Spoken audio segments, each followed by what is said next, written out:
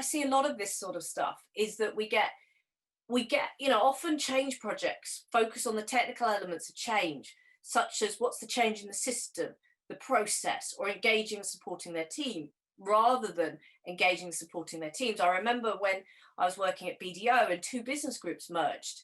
And I said, right, what have you done with your change plan? Oh, we've got our seating sorted.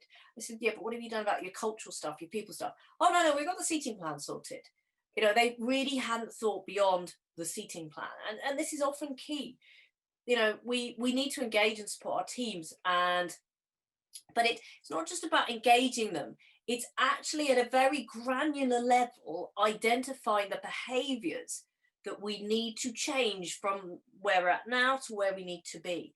And often that bit gets missed. It's not just about putting KPIs, it's about knowing at a cultural level, this is how we normally do things, to how is this going to change. But also we see a lot of poor communication. Let's just stop sharing that. And we've identified that that's a big one. And this is both about from not communicating the vision of change to maybe not failing to communicate early enough. We often communicate about change at the point that we start implementing it, rather than a little bit beforehand, so people get used to it. And actually, when you look at it, another element of a lot of change projects, it all comes down to communication. Communication is the issue, particularly around the teams.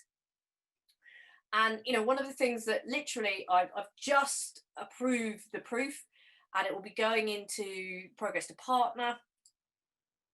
Not that one. It will be going to progress to partner in within a week of this, how to create a strong hybrid team. And one of the major parts of this on-demand course is where we actually help you think around in your team. And this is not just team and change. We actually help you think around those right touch points.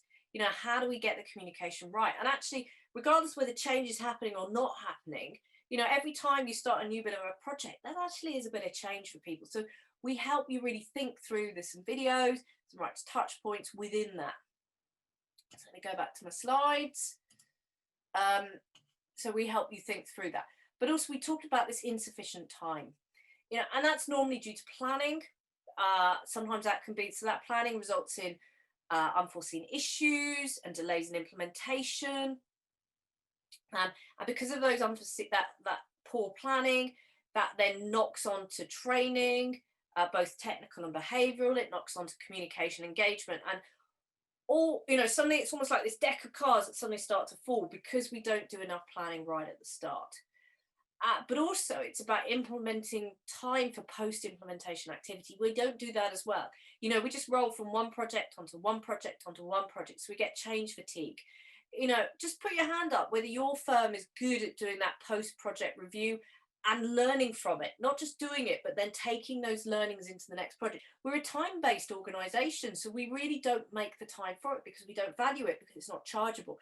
And as a result, we often make the same mistakes time and time again, even though we say we're not going to do it this way. I think about busy seasons. How many times in your firm, when you've had a peak season, have you all at the end of it said, we're not going to do this again, we're going to learn the lessons, and then the next busy peak, you have the same problems? Just put your hand up if that's happened to you.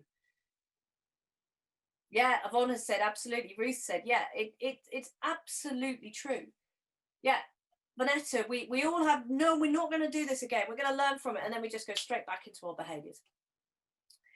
And the other thing is we don't empower the teams to make the change happen because we have weak teams. And, a lot of us, of course, we don't have natural teams.